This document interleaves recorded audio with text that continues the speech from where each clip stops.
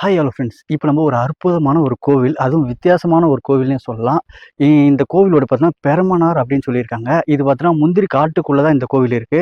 நான் Google map location நான் டிஸ்கிரிப்ஷன்ல குடுக்குறேன். நீங்க வேணா ட்ரை பண்ணி பாருங்க. இந்த முந்திரி காட்ட ஃபுல்லா சுத்தி பார்த்தோன்னா வெறும் சிலைகள் தான் இருக்கும். அது எதுக்காக வச்சிருக்காங்க, என்ன வச்சிருக்காங்க அப்படின்றது உள்ள போய் தெரிஞ்சுக்கலாம். ஒரு அற்புதமான பெரமனார் கோவில் தான். இதுவரைக்கும் நீங்க யாரும் இந்த பேர் கேட்டிருக்க மாட்டீங்க. இந்த கோவில பத்தி முழுமையா கேட்டு தெரிஞ்சுக்கலாம். வாங்க ஃப்ரெண்ட்ஸ் உள்ள போய் பார்ப்போம். நாங்க வரும்போது இந்த வழியில தான் வந்தோம். இப்படியே திரும்பணும்னா இங்கே தான் இருக்குது. கூகுள் மேப் கரெக்டாக உங்களை இங்கே தான் கொண்டு வரும். வந்ததுக்கப்புறம் அப்படியே உள்ளே போகிறோம். உள்ளே போயிட்டு எப்படி இருக்குது அப்படின்றது பார்த்து தெரிஞ்சுக்கலாம். அங்கே உள்ளே போய் பூஜைலாம் பண்ணுறாங்க. என்ன நடக்குது அப்படின்றதையும் கேட்டு தெரிஞ்சுக்கலாம். அந்த கோவிலை பற்றின தகவலையும் தெரிஞ்சுக்கலாம். கோவிலையும் சுற்றி பார்க்கலாம் வாங்க.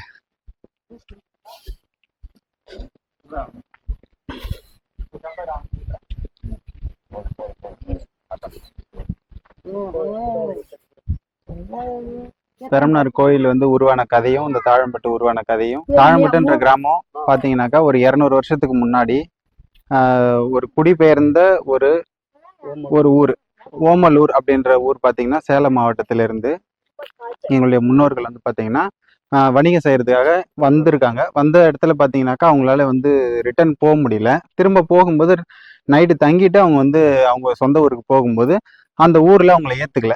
அதனால அவங்க பாத்தீங்கன்னாக்கா அவங்களுடைய குலதெய்வம் பெரம்பனார் அங்க இருக்கிறாங்க. அவங்கள சாமியா கும்பிட்டு கற்பூரம் கொளுத்தி அவங்கள அழைச்சிட்டு இங்க வந்துட்டாங்க. இங்க பாத்தீங்கன்னா 200 வருஷம் இந்த சாமியும் இந்த ஊரும் தோன்றினது ஒரே நேரம். இவங்க வந்தாங்க, குலதெய்வத்தை அங்க வச்சு கும்பிட்டாங்க. அந்த ஊருக்கும் சாமிக்கும் டிஸ்டன்ஸ் நிறைய இருக்கும். ஏன்னா அவங்க இந்த உலக்க, அம்மி, உரல் சத்தம் இதெல்லாம் எதுவுமே இவருக்கு ஆகாது. பம்பை, உடுக்க, மேளம் எந்த சத்தமும் ஆகாது. லைட்டு வெளிச்சமும் இவருக்கு ஆகாது. எல்லாமே பார்த்தீங்கன்னா விளக்கு தீபத்துல மட்டும்தான் அவர் நம்ம தரிசனம் பார்க்குற மாதிரி இருக்கும். அவர் விரும்பி படையில் ஏற்றுக்கிறது கெடா பூசை, முப்பூசைன்னு சொல்லுவாங்க. ஆடு, கோழி, பன்னி அது படைப்பாங்க. இவர் பெரம்பனார். இந்த ரோஸ் கலர்ல இருக்கிற அந்த சிலை பார்த்தீங்கன்னா பெரம்பனார்னு சொல்லுவாங்க. இவருக்கு சுத்த சைவம் தான். இவருக்கு சக்கரை பொங்கல் தான் படைப்பாங்க முப்பூசையிலுமே. இவரு அசைவம் சாப்பிட மாட்டாரு. மற்ற டைம்ல பார்த்தீங்கன்னா சிம்பிளா படைக்கணும் அப்படின்னு சொல்லிட்டாக்கா பானக பூஜை, குடத்துல நம்ம தண்ணீரை நிரப்பி அதுல வெல்லம், வாழைப்பழம், சுக்கு, ஏலக்காய், எலுமிச்சம்பழம் இதெல்லாம் நம்ம போட்டு கரைச்சி பானகம் ரெடி பண்ணுவோம்.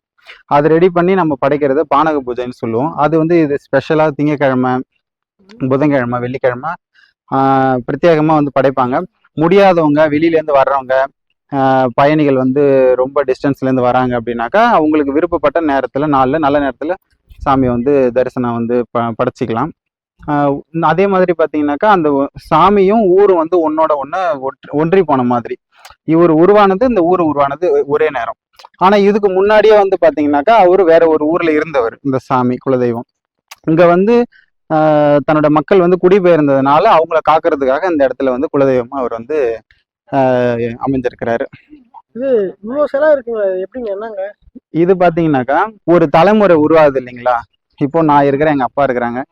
எங்க அப்பா கல்யாணம் பண்ணும்போது அவரு ஒரு தலைமுறை உருவாக்குறாரு. அப்போ அவரு ஒரு படையல் வைக்கணும், கம்பல்சரி. இது எப்படின்னாக்கா படையல்னாக்கா நான் முப்பூசை படையல் சொன்னேன் இல்லைங்களா, அந்த மாதிரி கன்னிமாறு, பெரம்பனாரு, தொட்டில் குழந்தை, மல்லையனாரு, வைரம், லாடு சன்னியாசி இது பாத்தீங்கன்னா சிலைகளுடைய நேமு. இது ஒரு செட்டு. இவங்களை ஒரு செட்டா பாத்தீங்கன்னாக்கா அட் டைம்ல வச்சு அந்த முப்பூசை படையல் செய்யணும். அப்படி செஞ்சு நம்ம தலைமுறையை அடுத்த தலைமுறையை உருவாக்குறோம். அதுதான் பாத்தீங்கன்னாக்கா படையல். இது இத்தனை சிலை உருவானது காரணம் ஊர்ல இருக்கிற அந்த மாதிரி குடும்பங்கள் எல்லாருமே பாத்தீங்கன்னா ஒருத்தர் படைக்கிறது. அப்போ இத்தனை சிலைகளும் பாத்தீங்கன்னாக்கா ஒருத்தர் ஆமா ஜென்ரேஷனா படைச்சுக்கிட்டு வர்றது. அது இல்லாம உங்களுக்கு ஒரு வேண்டுதல், வெளியில இருந்து வரீங்க, நான் இது எனக்கு நிறைவேறுச்சுனாக்கா இந்த மாதிரி ஒரு படையல் செய்யறேன் அப்படின்ட்டு நீங்க வேண்டிக்கிட்டு போறவங்களும் செய்வாங்க. இது இந்த குலதெய்வத்துக்காரங்க மட்டும்தான் படைக்கணும் அப்படின்னு சொல்லிட்டு கிடையாது. யாரு வேணாலும் படைக்கலாம், யாரு வேணாலும் கும்பிடலாம். எல்லாருக்குமே பொதுவான தெய்வம் தான். அப்ப இந்த தாழம்பட்டுல இதுதான் எல்லாருக்குமே குலதெய்வம். ஆமா, மெஜாரிட்டி எல்லாருமே தாழம்பட்டுல உருவானதுல இருந்து இந்த குலதெய்வம் இருக்கு. அப்புறம் குடிபெயர்ந்து வந்த சில குடும்பங்களும் இருக்காங்க.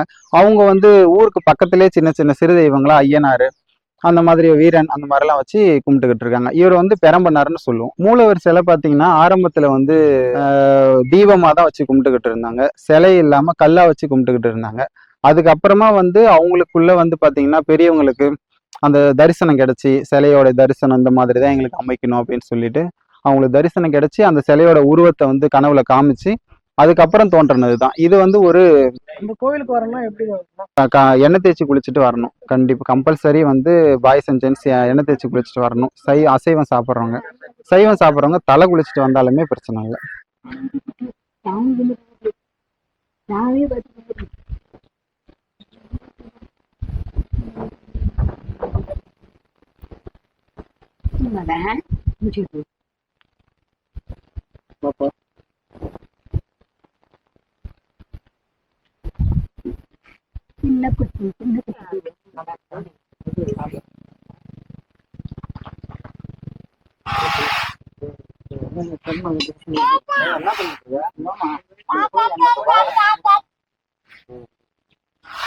கற்பூரம் இருந்தா சரிதான்.